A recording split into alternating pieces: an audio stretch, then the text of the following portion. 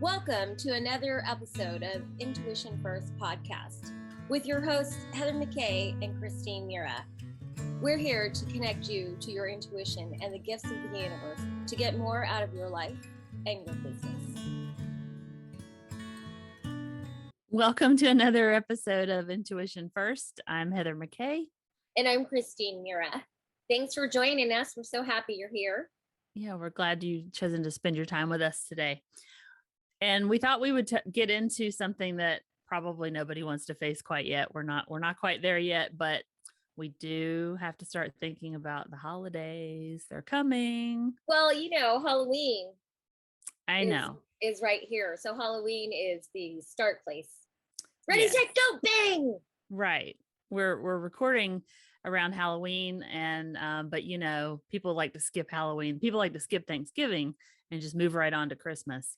But we thought it would be a good time, since we're approaching the season, to have a little chat about that and see how everybody's feeling. Well, it's really about, what do you make the holidays mean? For a lot of us, it's stress.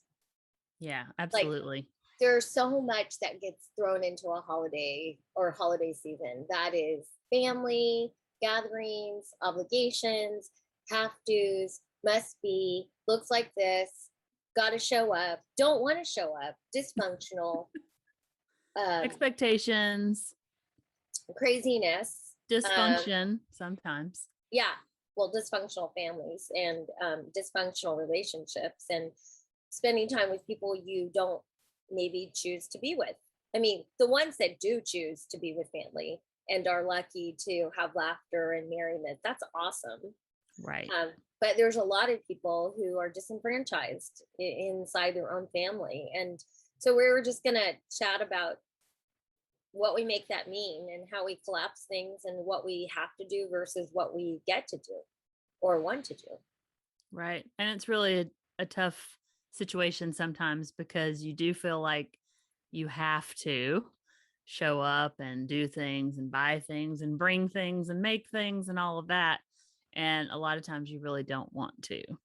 And sometimes you do want to, but sometimes you don't, especially with everything that's gone on with the pandemic. Like, we've gotten used to this kind of new way of being in the world where we've been in our homes and we haven't been doing as much activity. And I think for a lot of people, they've enjoyed it to some extent, depending on their home life. Mm-hmm. And now that things are starting to open back up, it's like these expectations are coming back around, and you're like, oh, last year we just kind of skipped a lot of this, or a lot of people did. And this year, what are the expectations going to be? Well, Delta's going down, but Delta Plus is back. Right. Booster shots are happening. Right. So hopefully it'll be more safe. Yeah. Yeah, but I think that the conversation about doing a holiday or being at a holiday or whatever that's looking like for you, it's about your desire if you want to be there. And I guess the conversation is, so many of us don't feel like we have a choice if we have to be there. Right.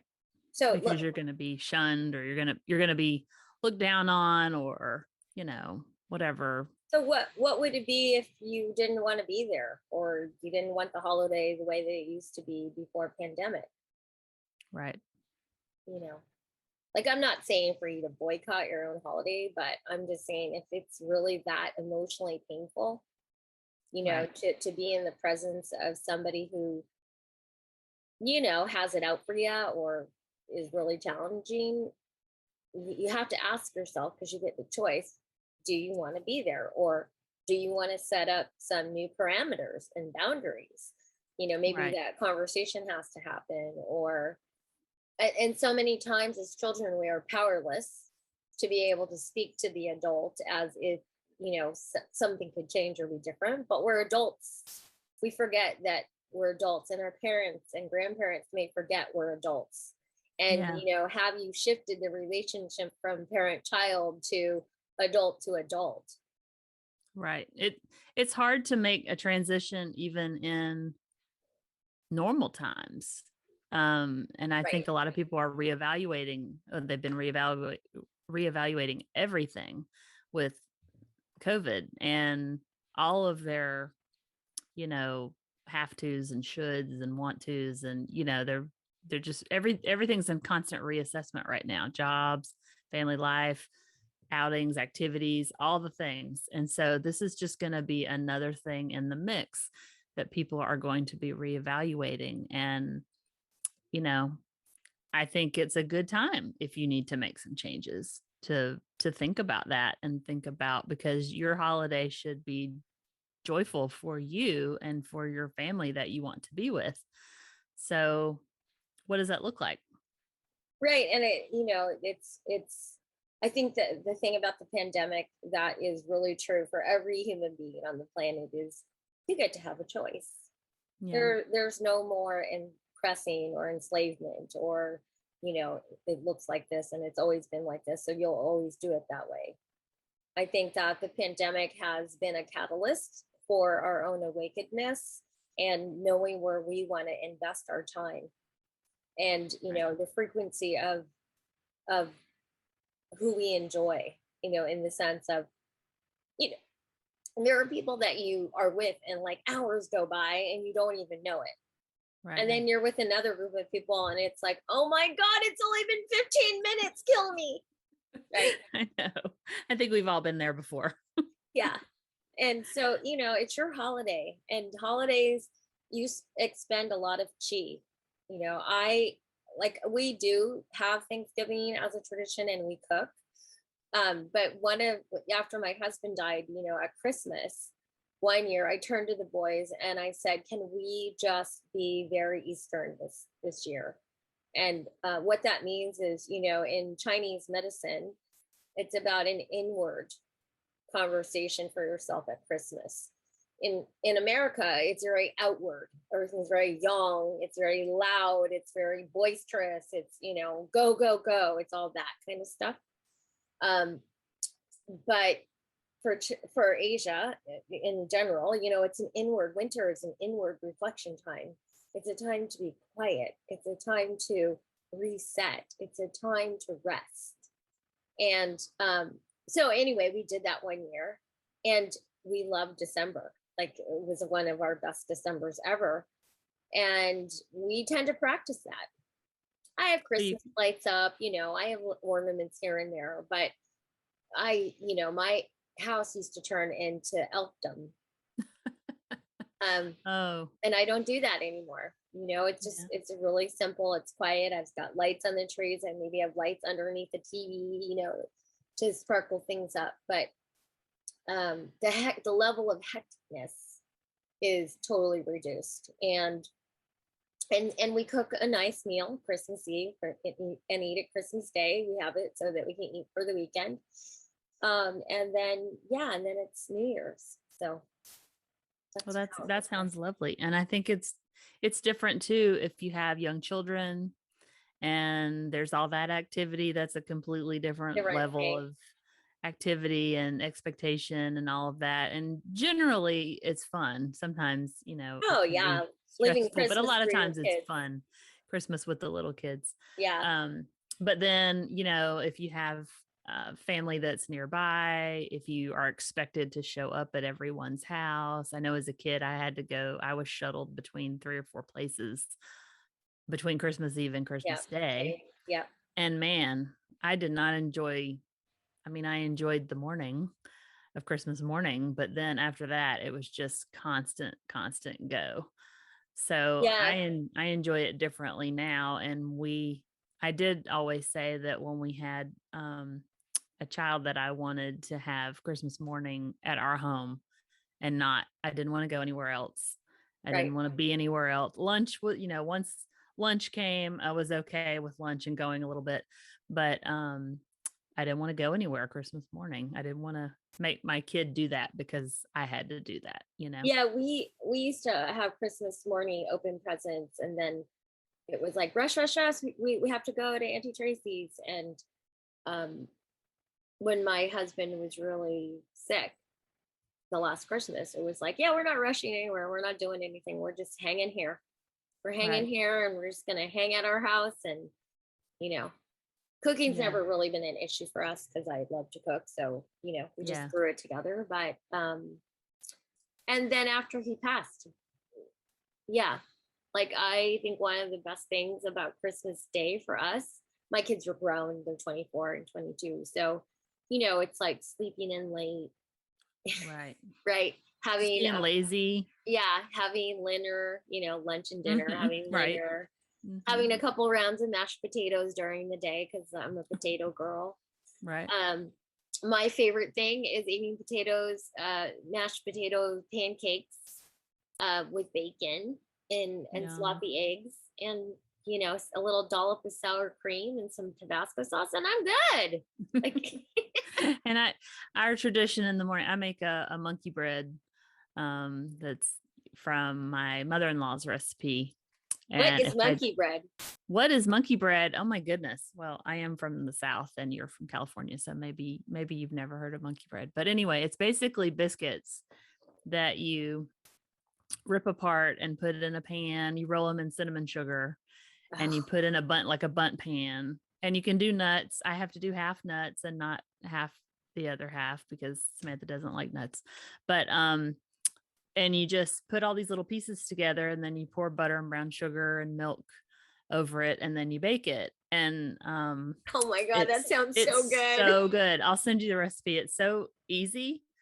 And I usually make it, the day before Christmas Eve sometime, and then I have it ready to bake in the morning. And that's what we have Christmas morning. And she Oh, loves okay. it. And it's I don't so mind good. adopting that, Yeah. adopting Okay. that one. We can bring that out to California, huh? Yeah, Yeah, you'll really like it. It's excellent. So, I love cinnamon, anything with sugar or cinnamon. Yeah. oh yeah. So monkey bread is our tradition. And then and we go to the grandparents, we enjoy that. And we see my husband's family Christmas Eve and um my family during the day, later in the day. So but everybody's here. We don't have to travel. So I'm Hmm. thankful for that. We don't have to travel any long distance and be away from home. And so it is nice in that regard. We finally settled into a Christmas routine that I think we can all live with and be happy with. But man, when we were married, the early days, wow, it took a long time and a Right. lot of communication and a lot of fighting over the years to figure out Yeah. what both of us wanted and to meet everybody else's expectations. So maybe that's a really good suggestion is, if you're newly married or you've been married for a while, but you haven't had that honest communication between the two of you, like what's important. Um, Right. you can use this as a jumping off point and say, hey, I heard on this podcast or I heard on YouTube, Right. because, everybody has their memories and their emotions tied to those memories. And sometimes they're beautiful and you're lucky if they are, but for a lot of people, they're not. Right. And whoever you're spending that time with, if you're in partnership with someone, probably important before you get there to arrive this year that it be less stress. Like that's what I'm wishing and hoping for everyone is less stress, better communication, more love and connection, Right. and really taking care of yourself and others. But take care, as women we tend to, and men too, but women tend to do all of more of that social organization stuff. And you just need to take charge in a good way, not in Right. the high level of efforting to make it be what you think everybody else wants it to be. Like maybe Right. this year you do it, have that conversation, and you do it what's good for you and your family. And Yeah. maybe have the grandparents come to your house instead of you going there. Or, just like do it different because the Right. world has changed and it's highly disrupted. And, we just need to sort of follow that lead because change is good. Yeah. And I think people are more open to adapting to different things. Yes. And, you could even start out the conversation with your family, the family you live with. Like, what's your favorite thing about the holidays? And what's the thing you like least about the holidays? And just see what kind of answers you get and then you say, oh, well, you don't like doing that either. I don't like doing that either. Maybe let's try to figure out how we don't do that this year, or let's do something different. But I think the outside people that you interact with are more likely, I would think, to understand this year for making some adjustments. They probably want to make some adjustments too, and they might not even feel safe saying it, you know? Mhm, mhm. But I think we want to offer you permission to have those conversations, to make those adjustments, because it should be about love and joy and, spending time together. And I was talking to somebody yesterday, and she had fear of speaking her truth and about a number of different things. And her boss probably could hear it because he kept checking in with her. Is this too much? Do you have too much on your plate? And of course, she would say no because she wanted to be accommodating and, make sure that he felt like she was valuable. And I was trying to share with her that she is valuable, even if she said no. right. So, if you're rubbing up against those things like I can't, or that, there's just too much at stake, or my response to her was, what's really at stake is your health. What's at stake is the level of inflammation you have in your body is not only a result of the food you're eating, but it's the emotional distress that you're facing. So, congruency is really important. And when it starts to show up in your health, there's something for you that you're needing to create an alignment. Right. And having the courage to stand up to say whatever it is that you need to say is important for you, so that you see your value, that you feel whole, that you're speaking your truth, that you're taking care of yourself, that you created boundaries. Because the truth of it is people don't know your boundaries until you're willing to put them up. And Right. people will just keep asking and demanding and just think like everything's cool and fine because you've never said no.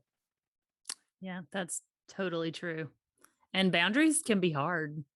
I mean, Sure they are. if you're, especially if you're trying to talk to a parent or a somebody who you view as an authority figure in your life, even though you're an adult too, Hmm. um, depending on the dynamic of that relationship, it can be really hard to do. But I think if you try to be tactful and you frame it, in the way that I feel this, you're not accusing, you're not, you know, I think being mean, I think then hopefully they'll hear you. when you approach that conversation, if you go in with love, right? Exactly. If you Hmm. start that conversation from a place of love, you're so important to me. You know how much I love you. And inside of all of that, I need to be honest and truthful. Like that could Right. be a segue. Right. A lot of times, what happens with people who are adults in our lives, we start from a place of being defensive, or we start from a place of feeling admonished before they even open their mouth, right? But if you go in there with like, you're so important to me and I love you so much and I need to take care of me, and I'm hoping that you can understand, can I share with you what's up for me? Right. And if they say no, well then that's a sign for you to go, wow, I can't speak this. Wow, they're getting angry. Do I want to spend the next two holidays with them over the next few months? There's a lot of clarity that happens when you have honest communication. Right. That's true. And it should, if you go from a place of love, it should open that doorway for communication. It should, and yet It should, but we we know we know humans are there human. we know that sometimes parents don't see us as the grown adults that we are, or Absolutely. there's a collapsing of how they see you, view you, interact with you. And none of this is, I mean, this conversation is not to make anybody bad and wrong, but it's No, to like have an honest dialogue about what may happen, what could happen. My wish for you is that you take care of yourself and your family. absolutely. And we would like this to be a happy holiday season, the last one, 2020 was just so crazy, and everybody had lots of things going wrong. Not to say there's not still things going wrong in the world, but if this can be a little bit better, then we hope that for everyone. Yeah. And So sometimes you have to make changes to get to that place. take a deep breath. Yes. Take a deep breath, reset yourself, and ask like what do you want to create? What do you want to live into? Write it all down. Let it all don't have any limitations. Just write everything down, everything down, everything. Then go back and read it and like start picking and choosing whatever on that list or whatever has, opened up for you, and have those communications with whoever it is you need to do that, and create the holiday like Exactly. this is your life. And I think all of us have done things in our history where we've done it because we had to. It was Or the way because we've that's the always way done we've always done it. it. Yeah. And we're realizing that we don't have to do things the way we've always done them. Well, I think choice is that's a major theme inside our conversations in this podcast. You get to have a choice. Right. You are not the victim of. You get to co-create what you want to live into. It's just a matter of, do you have the courage to take the steps that you need and have the permission to do it? So we, Heather and I, are here to support you in whatever those steps look like. Absolutely. So if you'd like to talk more about this topic, please leave us a comment. I think that's probably a good place for us to leave it right now. Right. And we hope that you have the very best holiday season you can have. And please follow, subscribe, all the things, and please share. I'm sure there's someone that might benefit from this message. Right. And if you like what you're hearing here, and you have, any other suggestions or want to connect with us, you can reach out to Intuition First on Instagram and also on Facebook. So thanks so much. We would And love to see you. have a merry, merry holiday. Absolutely. See you next time. Thank Bye-bye. you. Bye-bye. Thanks for joining us for this episode of Intuition First. We're so glad that you chose to spend your time with us today. If you know someone who could benefit from this episode, please share it with them and tag us on Instagram at Intuition First. We'd love to hear what you enjoyed and what you'd like to hear more of. And until the next time, keep listening to your intuition. It really knows what it's talking about.